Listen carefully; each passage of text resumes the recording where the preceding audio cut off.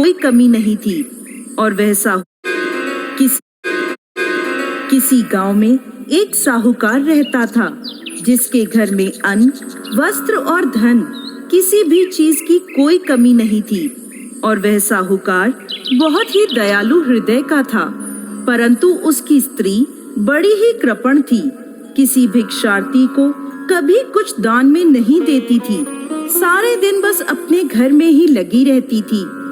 एक बार की बात है, एक समय एक साधु महात्मा बृहस्पतिवार के दिन उसके द्वार पर आए और भिक्षा की याचना करने लगे। स्त्री उस समय घर के आंगन को लीप रही थी। इस कारण साधु महाराज से कहने लगी, महाराज, इस समय तो मैं घर लीप रही हूँ, आपको कुछ नहीं दे सकती, फिर किसी समय आ जाइएगा। साधु ये सुनकर वहाँ से चले गए। कुछ दिनों पश्चात वही साधु महाराज उसके द्वार पर फिर से आए, उसी तरह भिक्षा मांगने लगे। साहूकारनी उस समय अपने बच्चे को खाना खिला रही थी। कहने लगी, महाराज, मैं क्या करूं? मुझे फुर्सत ही नहीं है, इसलिए आपको भिक्षा नहीं दे सकती। अब साधु महाराज फिर से उसके द्वार से खाली हाथ ही लौट गए। तीसरी बार जब महात्मा उसके द्वार पर आए तो उसने उन्हें उसी तरह से टालना चाहा। कहने लगी, महाराज, मैं क्या करूं? मुझे समय ही नहीं मिलता, इसलिए आपको भिक्षा नहीं दे सकती। परंतु महात्मा जी कहने लगे कि यदि तुमको हर समय का अवकाश मिल जाए तो मुझे भिक्षा दे दोगी? साहूकारनी कहने लगी, हाँ महाराज, यदि ऐसा हो जाए तो आपकी बड़ी कृपा होगी। साधु महात्मा जी कहने लगे, अच्छा, मैं एक उपाय बताता हूँ। तुम बृहस्पतिवार को दिन चढ़ने पर उठो और सारे घर में झाड़ू लगाकर कूड़ा एक कोने में जमा करके रख दो। घर का चौका इत्यादि मत लगाओ। घर वालों से कह दो कि हजामत अवश्य बनवाएं। रसोई बनाकर चूल्हे के पीछे खाना रख दो, सामने नहीं। फिर स्नान आदि करके सायंकाल को अंधेरा होने के बाद दीपक जलाओ तथा बृहस्पतिवार को पीले वस्त्र मत धारण करो, ना पीले रंग की चीज का भोजन ग्रहण करो। यदि ऐसा करोगी तो तुमको घर का कोई काम नहीं करना पड़ेगा, तुम्हें अवकाश ही अवकाश हो जाएगा। साहूकारनी ने ऐसा ही किया।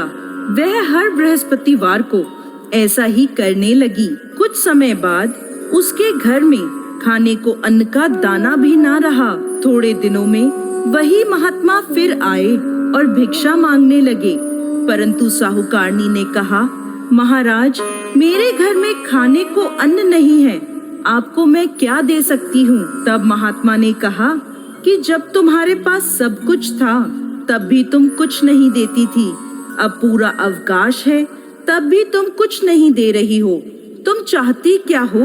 तब साहूकारनी ने हाथ जोड़कर प्रार्थना करी, महाराज, अब कोई ऐसा उपाय बताएं कि मेरे पहले जैसा धन धान्य हो जाए। अब मैं प्रतिज्ञा करती हूँ, आप जैसा कहेंगे मैं वैसा ही करूँगी। तब महात्मा जी ने कहा, बृहस्पतिवार को प्रातः काल उठकर स्नान आदि से निवृत्त होकर घर को गाय के गोबर से लीपो तथा घर के पुरुष हजामत ना बनवाएं।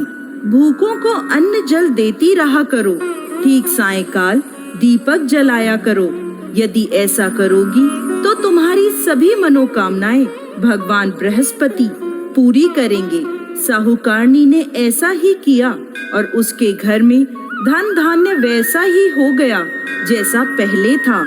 इस प्रकार भगवान बृहस्पति की कृपा से अनेक प्रकार के सुखों को भोग।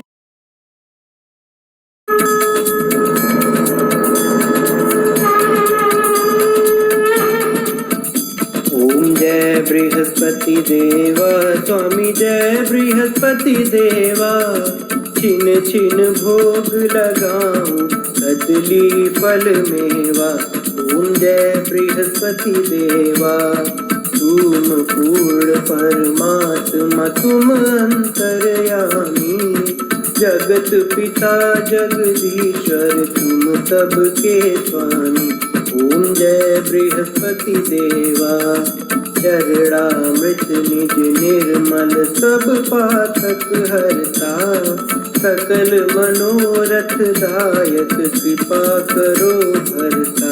ओम जय बृहस्पति देवा, तन मन धन अर्पण कर जो जन शरण पड़े, प्रभु प्रकट तब होकर आकर द्वार खड़े।